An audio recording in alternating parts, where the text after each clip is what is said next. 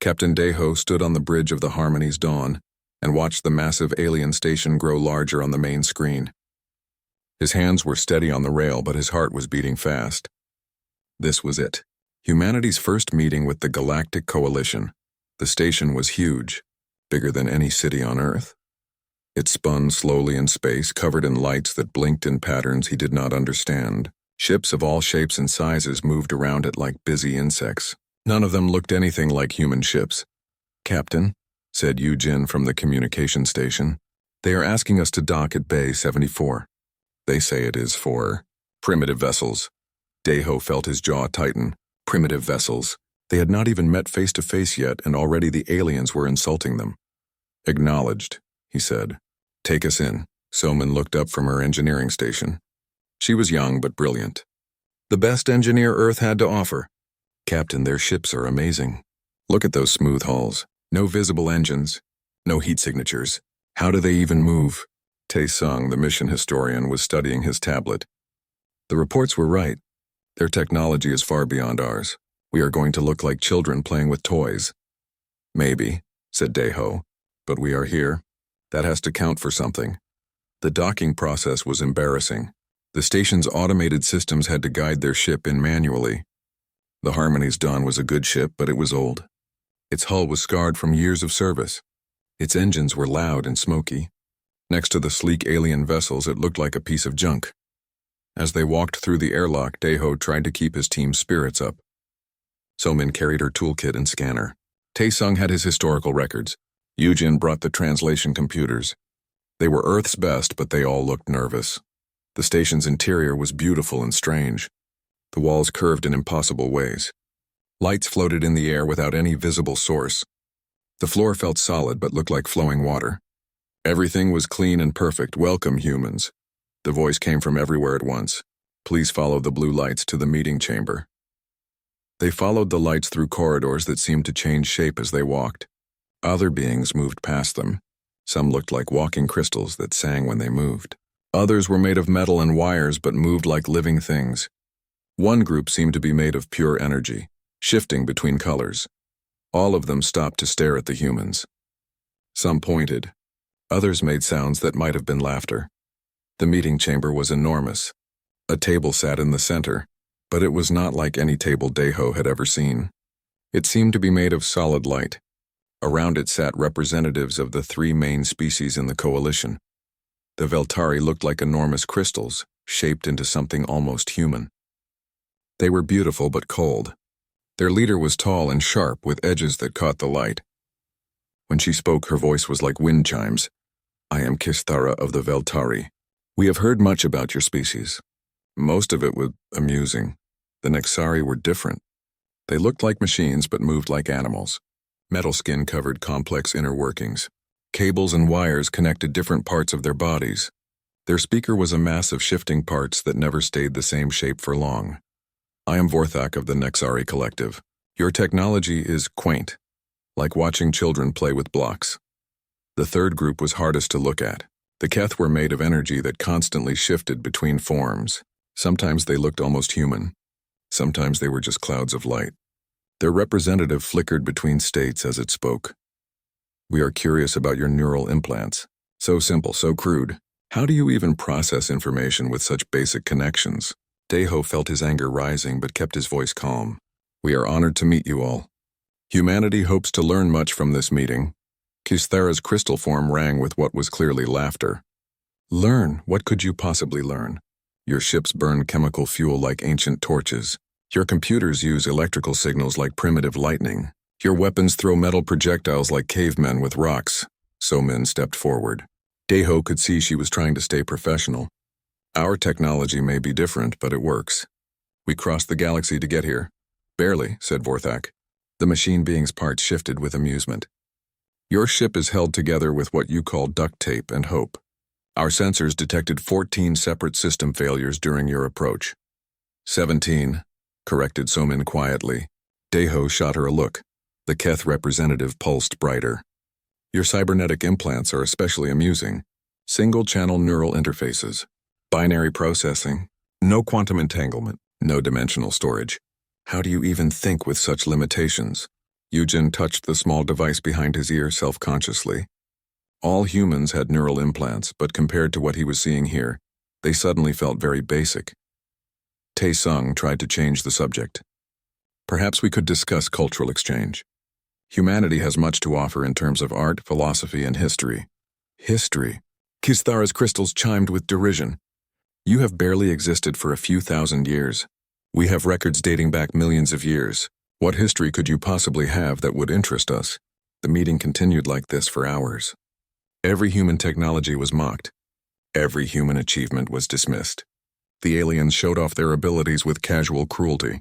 Kisthara created objects from pure crystal with just a thought. Vorthak restructured his body into impossible shapes. The Keth representative split into multiple beings and had conversations with itself. Through it all, Somin watched and learned. Her scanner was recording everything, even though she tried to hide it.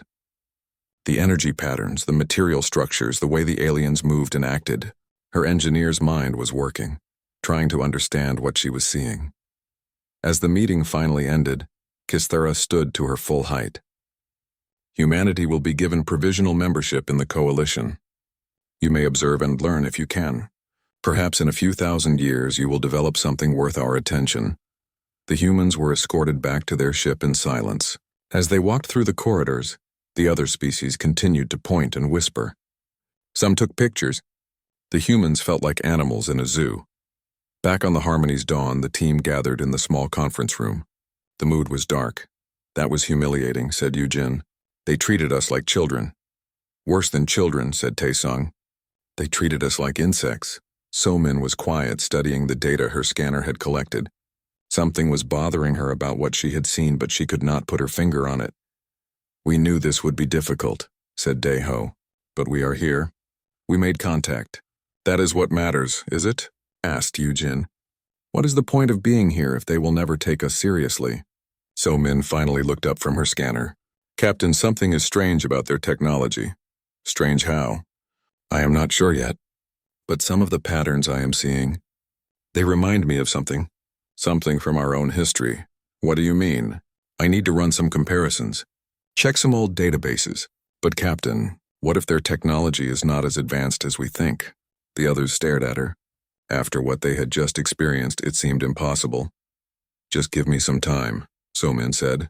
Let me check something. As the Harmony's Dawn undocked from the station, Dae-ho wondered what Somin had discovered. Whatever it was, he hoped it would give them some dignity back. Because right now, humanity felt very small and very alone in a galaxy full of beings who saw them as nothing more than amusing primitives. 3 days after the humiliating first meeting, a message arrived on the Harmony's Dawn. Captain Dae-ho read it twice before calling his team to the conference room. They want to give us a test, he announced. The coalition has a puzzle they want us to solve. Somin looked up from her data tablets. She had been working non-stop since their visit to the station, comparing alien technology readings with Earth's historical databases. What kind of puzzle? Something they found in deep space. An ancient structure. They say their best minds have been studying it for thousands of years without success. Eugen frowned. And they want us to try? The primitive humans with their crude technology? That is exactly why, said Tae-sung. They think it will be entertaining to watch us fail. Dae-ho nodded grimly. The message was, not respectful. But it is also an opportunity. If we can solve something they cannot, maybe they will start taking us seriously.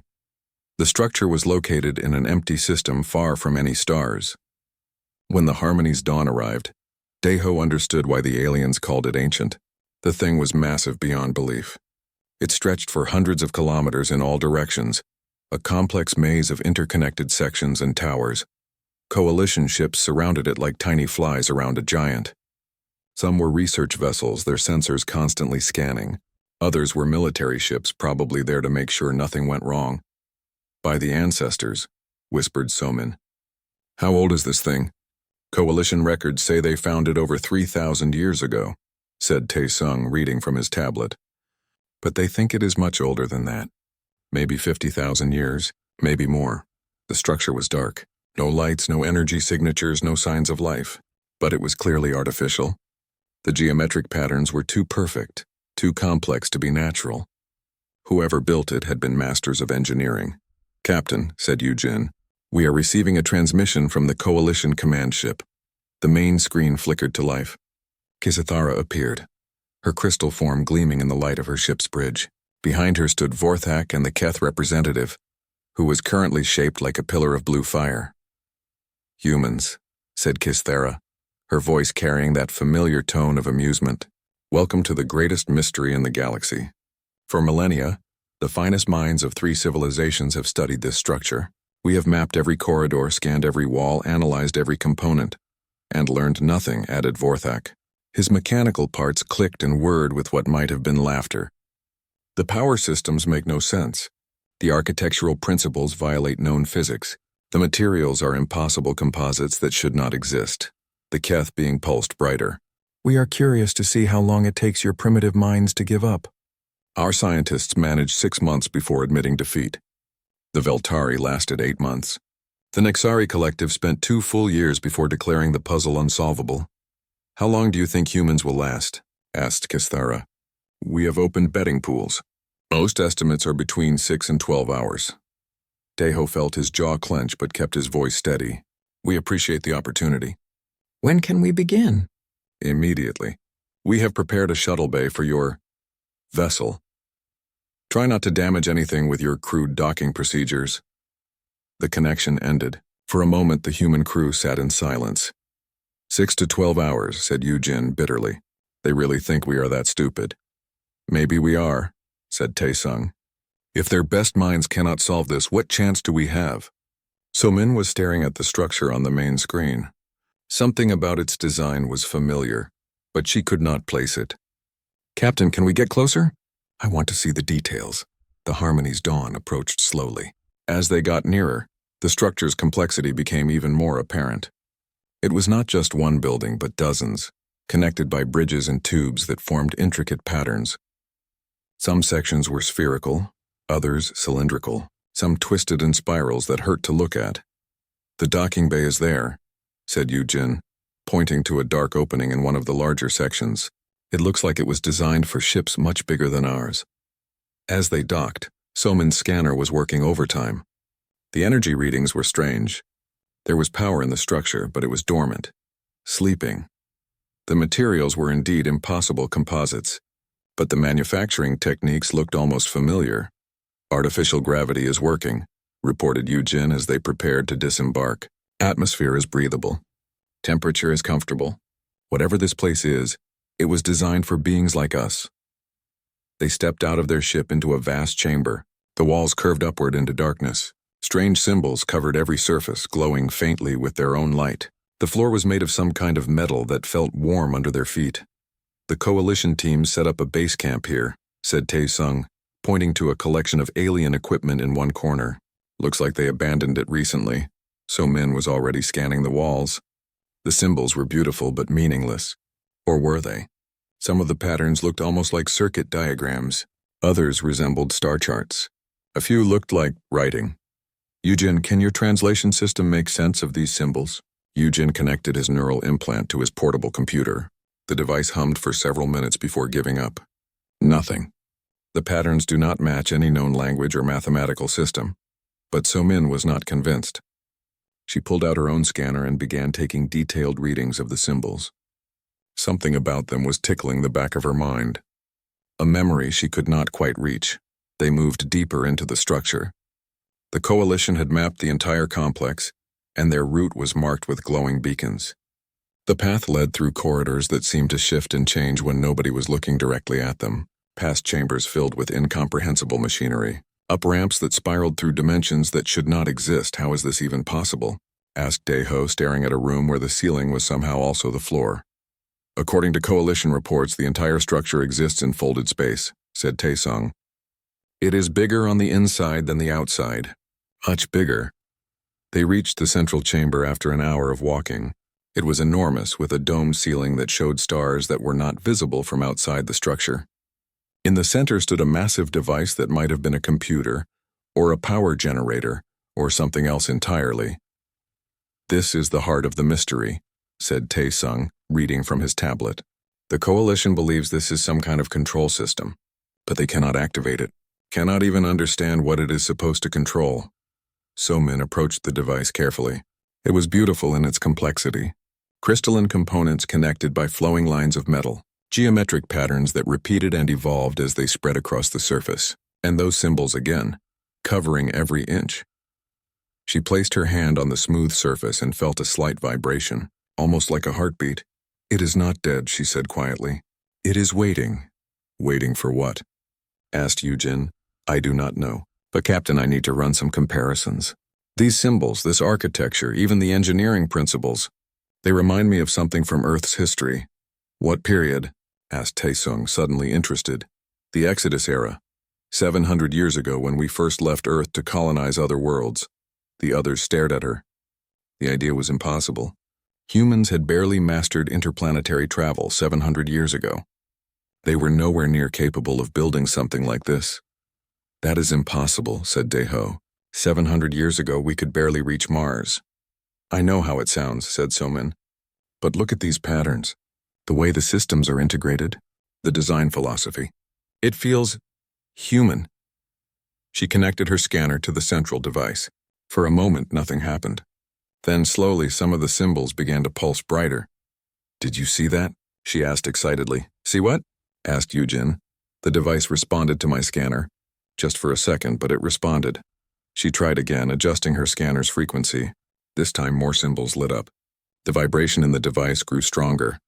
"So-Min, what are you doing?" asked Daeho nervously. I think it recognizes human technology. Our scanner frequencies, our neural implant signatures. Captain, what if this is not alien technology at all?" Before anyone could respond, alarms began sounding throughout the structure. Emergency lights flashed in patterns that hurt their eyes.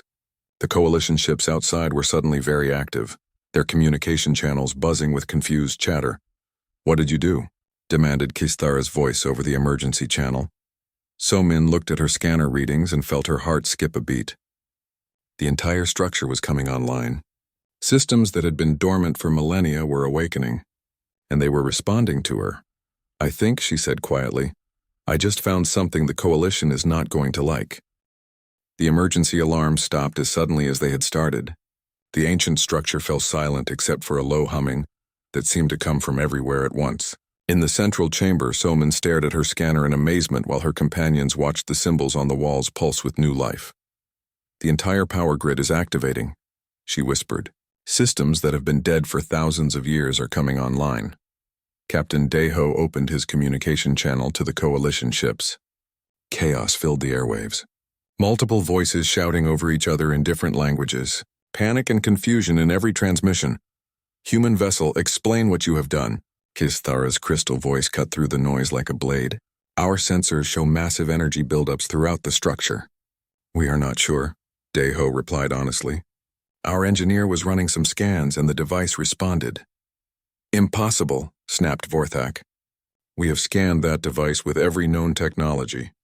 It has never responded to anything, but it was responding now." The central device was glowing brighter every minute. The symbols covering its surface were moving, flowing like liquid light. And So-Min's scanner was beeping constantly as it detected new systems coming online. "Captain," she said urgently, "I need to access our historical databases. The complete archives from the Exodus era." "Why?" asked Taesung. "Because I think I know what this is. And if I am right, we are looking at the greatest discovery in human history." While So-Min worked, Yujin monitored the coalition transmissions. The alien ships were backing away from the structure, their weapons charging. They were scared, and scared aliens with advanced weapons were dangerous. "They think we activated some kind of weapon," Yujin reported. "Admiral Kisthara is demanding we evacuate immediately." "Let them wait," said So-Min without looking up from her work. "I need 5 more minutes." She was comparing the symbols on the walls with texts from Earth's historical archives. The Exodus era had been humanity's first great expansion into space. Generation ships had launched toward distant stars carrying colonists to new worlds. Most had arrived safely. Some had been lost. And a few found it, So-Min breathed. She pulled up a file that made the others crowd around her tablet. It was a technical manual from 712 years ago. The cover showed a symbol that was identical to ones covering the walls around them. "The generation ship Bright Dawn," read Taesung, "launched 712 years ago. Destination, Kepler 442 system. Status, lost contact after 15 years of travel. Not lost, said Somin. Transformed. She showed them the technical specifications. The power systems described in the manual used the same principles they were seeing in the ancient structure. The architectural designs followed the same patterns. Even the manufacturing techniques were identical. This is impossible, said Deho. You are saying this massive structure is a human generation ship from 700 years ago? Not just a ship. Look at these modifications. Somin pulled up schematic after schematic. Sometime during their journey, the colonists aboard the Bright Dawn stopped trying to reach their destination. Instead, they began building, expanding, transforming their ship into something new. The evidence was overwhelming. The impossible composites were explained in the technical manuals. The physics-defying architecture was based on human, engineering principles from the Exodus era. The energy systems that baffled coalition scientists were simply advanced versions of human fusion technology. But why did the coalition not recognize any of this? Asked Yu Jin. Because they never studied human technology from 700 years ago, said Taisung, understanding dawning in his voice. They looked at our current ships and assumed that represented our entire technological history. And our current ships are much simpler than what we built during the Exodus era, added Somin. We streamlined our designs over the centuries, made them more efficient. But the colonists on the Bright Dawn kept developing the old techniques, perfecting them. The central device was fully active now. Holographic displays appeared in the air around it, showing star charts and navigation data. The text was in Old Korean, Chinese, and English, languages that predated any contact with alien species. We need to interface with the main computer, said Somin. I think there might be an AI still active. Is that wise? Asked Deho. We do not know what we might wake up. But Somin was already connecting her neural implant to the device. The interface was surprisingly familiar. The protocols were based on human standards from centuries ago. Her implant, though much more advanced, was still compatible. Data flowed through her mind. Station logs, crew records, technical specifications. The story of the Bright Dawn unfolded like a movie. The ship had launched with 50,000 colonists. For 15 years, they traveled toward their destination. But then they received disturbing news from Earth. War, environmental collapse. The home planet was dying. Captain Haywan of the Bright Dawn made a decision that changed everything. Instead of continuing to their destination, they would build something new. A way station in deep space, a beacon for other human ships that might need guidance, a repository for human knowledge and culture that would survive even if Earth died. They worked for centuries, Somin explained, sharing the data with her team, generation after generation building and expanding. The ship became a station. The station became a megastructure. They developed new technologies, new materials, new ways of folding space to create more room. What happened to the people? Asked Taesung. Most died of old age, but their descendants continued the work. The last human died about 400 years ago. Since then, the AI has been maintaining the station alone. Waiting. Waiting for what? For other humans to find it. The coalition ships were demanding answers. Their sensors showed the structure was now generating power levels that dwarfed their most advanced facilities. Energy patterns they could not understand were spreading throughout the megastructure. Human vessel, came Kisthera's angry voice. You will cease whatever you are doing immediately and evacuate the structure. Negative, replied Deho calmly. We are in no danger. The station recognizes us. Station? That is an ancient derelict of unknown origin. Actually, it is a human colony ship from 712 years ago. The Bright Dawn, and it has been waiting for us to come home. Silence filled the communication channels. Even the background chatter stopped. Finally, Vorthek spoke. You claim the structure is human in origin? Not claim. No. Somin had found the station's external communication systems. The AI is willing to demonstrate. Before anyone could object, she activated the station's beacon. Massive transmitters that had been silent for centuries suddenly blazed to life. The signal they broadcast was in human languages, using human protocols, carrying human identification codes. Every ship within 100 light-years would receive the message, "This is Waystation Bright Dawn, Human Colonial Authority. All human vessels welcome. Status operational." AI Captain Haywan reporting for duty. The coalition ships were in chaos. Their translators were struggling with the archaic human languages. Their computers could not process the implications of what they were seeing. "This is not possible," whispered the Keth representative. "We studied this structure for millennia. We analyzed every component, every energy pattern, every material composition." "And what did you conclude?" asked Soman sweetly. "That it was built by a species far more advanced than any known civilization. The technology was beyond our understanding. The engineering principles violated known physics. You were right about one thing. The technology is advanced. But it is not beyond understanding. It is just not your understanding." Somin activated more systems. Lights came on throughout the megastructure, following patterns that would be familiar to any human engineer. Artificial gravity adjusted to Earth normal levels. Atmospheric processors began cycling air through corridors that had been stagnant for centuries. "The impossible materials are human composites from the Exodus era," she explained. "The physics-defying architecture uses human engineering principles that you never encountered because we stopped using them centuries ago. The energy systems are fusion technology that we developed and then improved upon." Tae-sung was studying the historical records with growing amazement. "The irony is incredible. All this time, the Coalition has been trying to reverse engineer human technology, but they thought it was alien technology because it was more advanced than what modern humans use." "How is that possible?" demanded Kisthara. "Simple," said Daeho. "Humanity has been traveling between stars for over 700 years.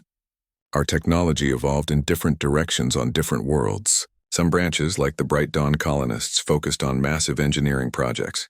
Others, like Earth, focused on efficiency and miniaturization." "You mean to tell us that the technology we have spent millennia trying to understand is human?" Forthak's mechanical voice carried disbelief. "Not just human," said Somin with growing confidence. "Ancient human technology that your species have been copying and trying to improve upon. Except you never had the original principles, so your copies were always inferior." She demonstrated by interfacing directly with some of the Coalition equipment they had brought aboard. Her neural implant, designed with human protocols, easily bypassed their security systems. The main chamber of Waystation Bright Dawn hummed with energy, as systems that had slept for centuries came back to life. Captain Daeho watched his crew work with growing pride. Somin was interfacing directly with the station's computer systems, her neural implant translating the ancient protocols with ease. Tae-sung documented everything, his historian's mind racing with the implications. Eugen managed communications with the increasingly agitated Coalition fleet. "Captain," Somin called out, "the station AI wants to speak with us." The air above the central device shimmered and suddenly a figure appeared.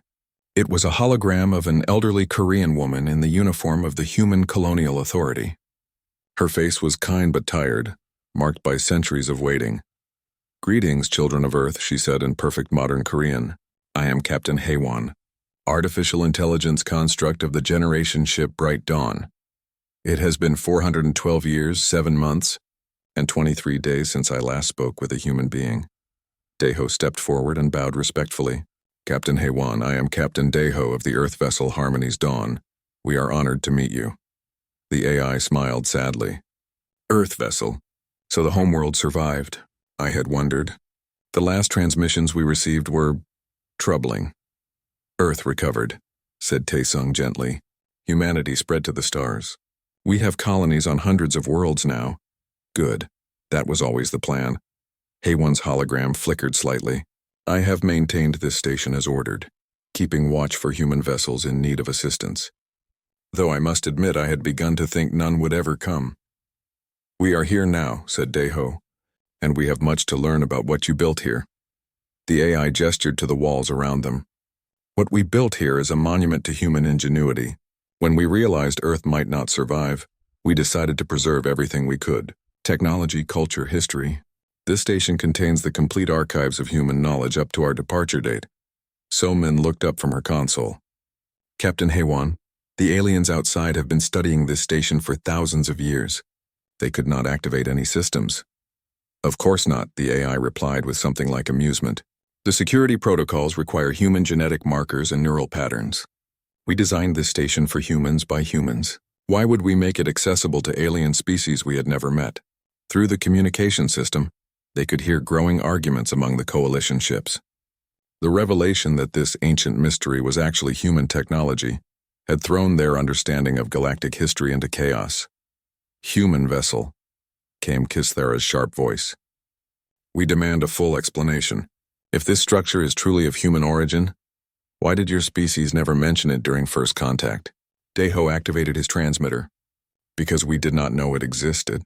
The Bright Dawn was lost 700 years ago. We assumed it had been destroyed. You lost a structure this massive? We lost a generation ship. What you see now is what the colonists built over centuries of expansion and development." Captain Hei-Wan accessed the station's external sensors. Her hologram flickered as she processed the data. "Interesting. The vessels outside are quite advanced, though I notice they are using modified versions of our old fusion drive technology." "Modified how?" asked Somin, simplified. "Less efficient. As if someone copied the designs without understanding the underlying principles." The AI paused. Where did they obtain human technology? Tae-sung was already checking his historical databases. "Captain Hei-Wan, during your isolation, did this station ever receive visitors? Non-human visitors? Several times over the centuries. Various species discovered us and attempted to board. The security systems repelled them, of course, though some were quite persistent. They left behind scanning devices, attempted to break through the hull, even tried to communicate. Did any of them succeed in taking samples of our technology? Some managed to retrieve small pieces from the outer hull before the defense systems activated. Nothing significant. Fragments of composite materials, bits of electronic components." Somin and Tae-sung exchanged glances. "Captain," said Somin slowly, "I think we need to run a comparison between the station's technology and what the coalition ships are using." The AI complied, accessing the sensor data from the alien vessels. The results appeared on holographic displays around the chamber. Technical specifications, energy patterns, material compositions, all compared against the station's own systems. "Fascinating," said Hei-Wan after a few moments. "These alien technologies are clearly derived from our designs. But they are primitive versions, like children's toys copying adult tools." The evidence was undeniable. The Veltari crystal technology was based on human composite materials they had found and tried to replicate.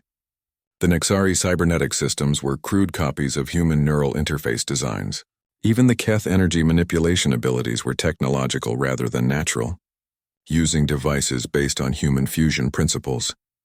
"This is impossible," Vorthak's mechanical voice crackled over the communication system. "Our technology evolved independently over millions of years."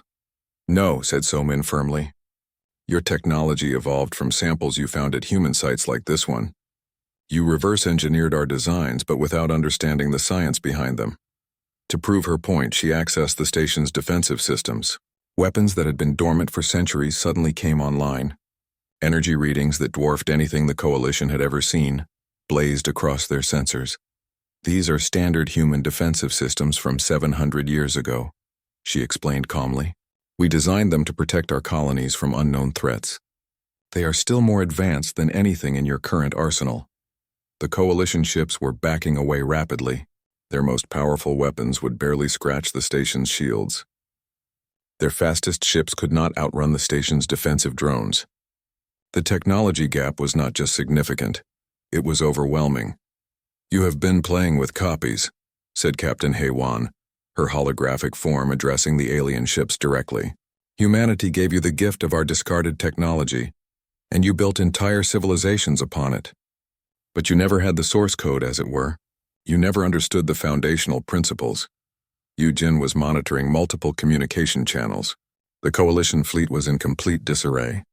Emergency meetings were being called. Military commanders were demanding explanations. Scientific advisors were checking and rechecking their data. "Captain," he reported, "they are requesting permission to send a delegation aboard. They want to verify our claims." Deho looked at the AI. "Captain Hei-Wan, are you willing to receive alien visitors? If you vouch for them, I will adjust the security protocols, though I admit I am curious to meet the species that built a civilization from our leftovers." An hour later, representatives from all 3 Coalition species stood in the main chamber. Kisthera's crystal form rang with nervous harmonics. Vorthak's mechanical components clicked and whirred uncertainly. The Keth representative flickered between multiple forms, unable to settle on a stable configuration. They were staring at walls covered with human text, breathing air processed by human atmospheric systems, standing on floors made from human composite materials. Everything around them was clearly, undeniably human in origin. "This is the generation ship Bright Dawn," Captain Haywan explained to them. "Launched from Earth 712 years ago with 50,000 colonists. When Earth's situation became desperate, my crew decided to transform the ship into a permanent way station." "Your crew?" asked Kaisthara faintly. "The last biological crew member died 412 years ago. Since then I have maintained the station alone, waiting for more humans to arrive." Vorthak's sensors were scanning everything in sight. "The technology readings are consistent with what we found at other sites throughout the galaxy. But this is the source. The original other sites?" asked Taesung sharply. "We have discovered 17 locations with similar technology over the past 3 millennia, the Keth representative admitted. "We assumed they were left by an extinct precursor species." "Not extinct," said Deho. "Just scattered. You found our old colonies, our abandoned outposts, our lost ships. You built your entire technological foundation on human foundations." The aliens were struggling to process the implications. Their entire understanding of galactic history was collapsing. They were not the advanced species, graciously allowing primitive humans to join their coalition. They were students who had been copying from a textbook written by the species they had been condescending to. "Your quantum computers," Somin continued relentlessly, "are based on principles we developed 6 centuries ago. Your faster-than-light drives use algorithms from our colonial expansion period. Your energy weapons are copies of our mining tools." She demonstrated by interfacing with their equipment directly. Her neural implant, using standard human protocols, easily took control of their systems. Their advanced technology responded to her commands like well-trained pets. "Even your cybernetic implants," she said, "causing Vorthak systems to run diagnostic routines, are reverse-engineered from human designs you found at archaeological sites." The mechanical being's components froze in shock. "How are you doing that?" "Because I am using the master protocols. Your implants are copies of human technology, so they respond to human command codes." The transformation was remarkable to watch. In the space of a few hours, the entire power dynamic of the galaxy had shifted. The 3 species that had ruled the galactic coalition for millennia now stood in awkward silence before Captain Deho and his small human crew. Captain Haywan's holographic form moved through the chamber with graceful efficiency, activating systems that had waited centuries for this moment. Ancient manufacturing bays came online. Vast databases opened their archives. The waystation Bright Dawn revealed itself in all its glory, not as an alien mystery, but as humanity's greatest achievement. "The irony is almost beautiful," said Taesung as he watched the alien representatives struggle to process what they were seeing. "They spent thousands of years trying to unlock the secrets of this place, never realizing they already had pieces of the puzzle." Somin was deep in the station's technical systems, her neural implant interfacing directly with computers that recognized her as family. "Captain Haywan, how much of our original technology do they actually understand?" The AI considered this carefully. "Based on my scans of their vessels and equipment, I would estimate they comprehend perhaps 15% of the principles involved. They have made impressive progress considering they were working from incomplete fragments, but their understanding is fundamentally flawed." Kisthara's crystal form rang with distress. "You are saying that everything we built, everything we achieved, is based on incomplete knowledge?" "Not incomplete," corrected Captain Haywan gently. "Foundational. You built upon human discoveries, but you built well. Your species showed remarkable ingenuity in developing what you found. You simply did not know you were building on human foundations." Vorthak's mechanical components clicked nervously. Show us what we missed." Somin activated one of the station's educational systems. Holographic displays filled the air, showing the progression of human technology from the early space age through the Exodus era. The aliens watched in growing amazement as principles they thought they had discovered were revealed to be human innovations from centuries past. "Your crystal matrix technology," Somin explained to Kisthara, "is based on this." She showed a technical diagram from 680 years ago, human composite materials designed for radiation shielding. "You found fragments at one of our abandoned mining stations and learned to grow similar crystals. Our cybernetic integration methods," she continued, Turning to Vorthak, derived from this. Another diagram appeared, showing neural interface designs. We developed this technology for long-distance space travel. Pilots needed to interface directly with their ships for journeys lasting decades. The Keth representative flickered between forms, its energy patterns erratic with shock. And our energy manipulation capabilities? Fusion technology. We needed portable power sources for colonial expeditions. You found some of our old reactors and learned to manipulate the energy fields directly. Each revelation was like a hammer blow to the aliens' pride. Technologies they considered the pinnacle of their civilizations were revealed to be human innovations from the distant past. Worse, they were simplified versions, crude copies made by species that did not understand the underlying science. But you said your current ships are less advanced than this station, pointed out Kisthara desperately. If humans are so advanced, why do you use primitive technology? Captain Deho smiled. Because we learned something over the centuries that you did not. Sometimes simpler is better. He gestured to Somin, who brought up displays showing modern human technology. The ships were indeed smaller and simpler than the massive way station. But they were also more efficient, more reliable, and more adaptable. The bright dawn represents one path of human development, he explained. Massive engineering projects, enormous structures, maximum power output. But other human colonies chose different paths. We learned to do more with less. We miniaturized our technology, made it more efficient. Your ships may look primitive to you, added Somin, but they use principles you have never encountered. Quantum optimization algorithms, dimensional compression techniques, neural network integration systems, technologies we developed after the Exodus era. To demonstrate, she interfaced with the Harmony's dawn remotely.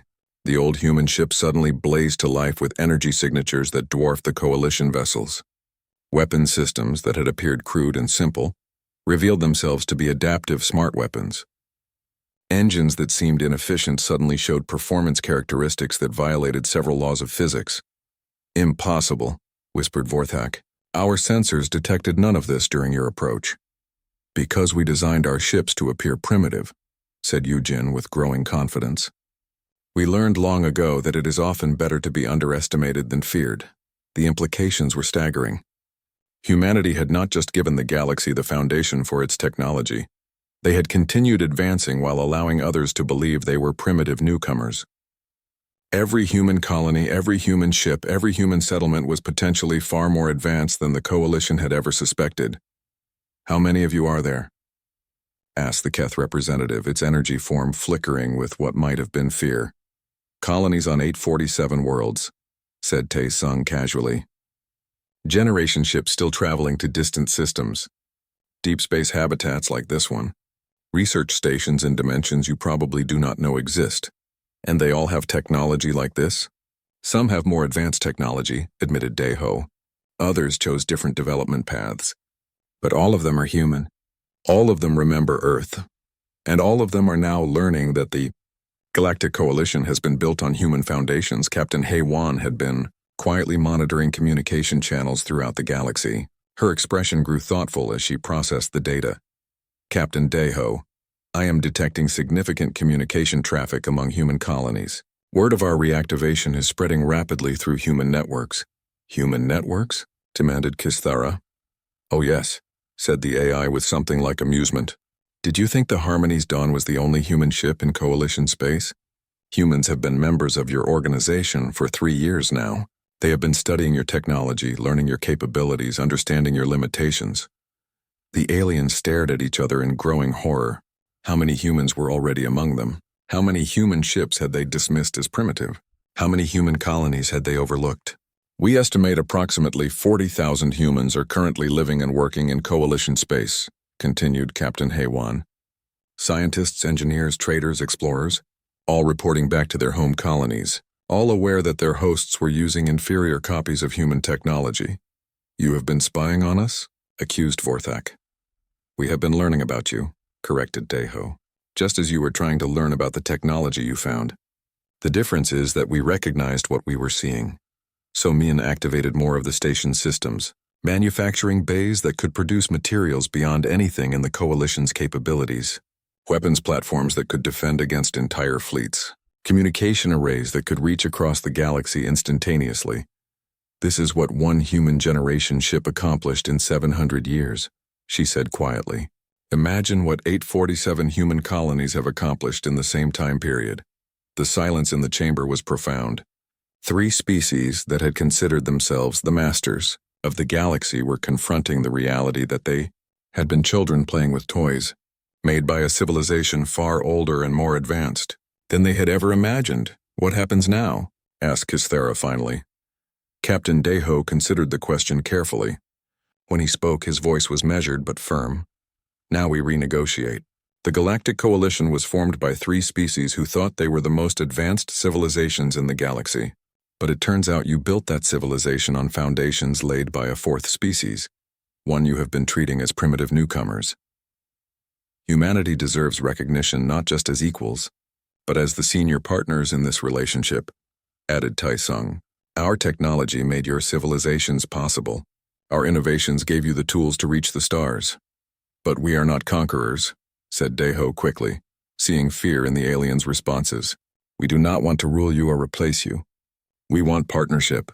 Real partnership based on mutual respect and understanding. Captain Haywan nodded approvingly.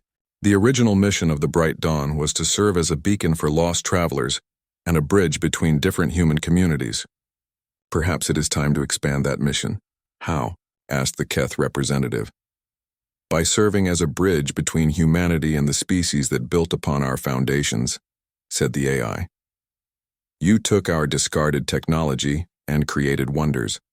We continued advancing and created even greater wonders. Imagine what we could accomplish together, with full knowledge and cooperation.